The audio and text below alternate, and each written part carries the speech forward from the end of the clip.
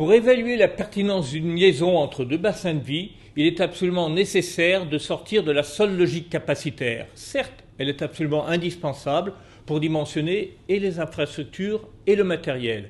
Mais il faut impérativement évaluer le nombre de citoyens et de citoyennes concernés sur une liaison. Nous évoquons très souvent les pendulaires, mais force est de constater que les pendulaires et réguliers sont très minoritaires dans les personnes qui font la liaison entre deux villes ou entre deux bassins de vie. Un exemple, sur le département de la Gironde, vous avez 100 000 habitants du département qui viennent travailler dans la métropole de Bordeaux. Mais vous en avez 400 000 qui se déplacent pour un autre motif au moins une fois par mois. Et plus on s'éloigne entre les villes, et plus le pourcentage des occasionnels augmente. Prenons le département du Haut-Rhin à destination de l'Eurométropole de Strasbourg. 7 000 personnes y étudient ou y travaillent, mais 30 000 personnes sur une semaine et 80 000 personnes sur un mois s'y rendent au moins une fois. Alors il ne faudrait pas croire qu'il y a simplement des flux à destination des grandes villes. C'est équilibré dans les deux sens. Si je prends par exemple la liaison entre Laval et Nantes, vous avez environ autant de personnes de Laval qui vont dans le mois à destination de la métropole de Nantes que d'habitants de la métropole de Nantes qui se rendent à destination de Laval. Donc ça veut dire beaucoup de déplacements pour motifs affinitaires, pour les plaisirs des villes, etc. Et ça veut dire qu'il faut une attention particulière pour les week-ends, le samedi, le dimanche et quelquefois en soirée. Alors, il faut également bien comprendre la morphologie des territoires. Si nous prenons la région Grand Est, par exemple, alors que les métropoles attirent la lumière parce que s'y concentrent des emplois, de la recherche, des sièges sociaux, vous avez en revanche au niveau de la répartition de la population, 42% de la population de la région qui vivent dans des petites villes, des bourgs et des villages. Et donc la compréhension des bassins de vie, calculer leur intensité par type d'équipement, selon qu'on fait les courses alimentaires, selon que c'est le domaine de la santé, de l'éducation, est absolument indispensable et c'est ce que nous essayons de construire comme outil de diagnostic territoriaux. Je vous donne juste un exemple. Dans le département du Rhône, vous avez 3 petites villes d'environ 5 000 habitants, Cours-la-Ville, Thizy-les-Bourgs et Amplepuis, une petite ville d'à peu près 15 000 habitants, Tarare à côté. Si vous prenez le motif santé pour lequel 30% des citoyens français se déplacent toutes les semaines, mais bien évidemment, dans les 3 petites villes, vous avez les dentistes, les médecins et vous avez les pharmacies, quelquefois 1 ou 2 spécialistes, mais la majorité des spécialistes et l'imagerie médicale, elle se trouve où? Elle se trouve à Tarare. Mais si vous voulez un pneumologue ou si vous voulez un dermatologue, c'est à Villefranche ou à Lyon. Il faut comprendre ça si on veut répondre le mieux possible aux besoins des citoyens et des citoyennes dans leur diversité et sur une pluralité de territoires.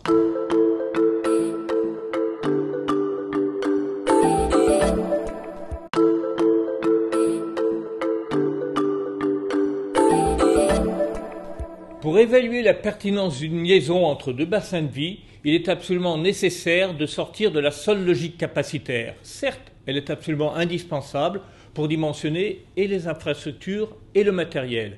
Mais il faut impérativement évaluer le nombre de citoyens et de citoyennes concernés sur une liaison. Nous évoquons très souvent les pendulaires, mais force est de constater que les pendulaires et réguliers sont très minoritaires dans les personnes qui font la liaison entre deux villes ou entre deux bassins de vie. Un exemple, sur le département de la Gironde, vous avez 100 000 habitants du département qui viennent travailler dans la métropole de Bordeaux. Mais vous en avez 400 000 qui se déplacent pour un autre motif au moins une fois par mois. Et plus on s'éloigne entre les villes, et plus le pourcentage des occasionnels augmente. Prenons le département du Haut-Rhin à destination de l'Eurométropole de Strasbourg. 7 000 personnes y étudient ou y travaillent, mais 30 000 personnes sur une semaine et 80 000 personnes sur un mois s'y rendent au moins une fois. Alors il ne faudrait pas croire qu'il y a simplement des flux à destination des grandes villes. C'est équilibré dans les deux sens. Si je prends par exemple la liaison entre Laval et Nantes, vous avez environ autant de personnes de Laval qui vont dans le mois à destination de la métropole de Nantes que d'habitants de la métropole de Nantes qui se rendent à destination de Laval. Donc ça veut dire beaucoup de déplacements pour motifs affinitaires, pour les plaisirs des villes, etc.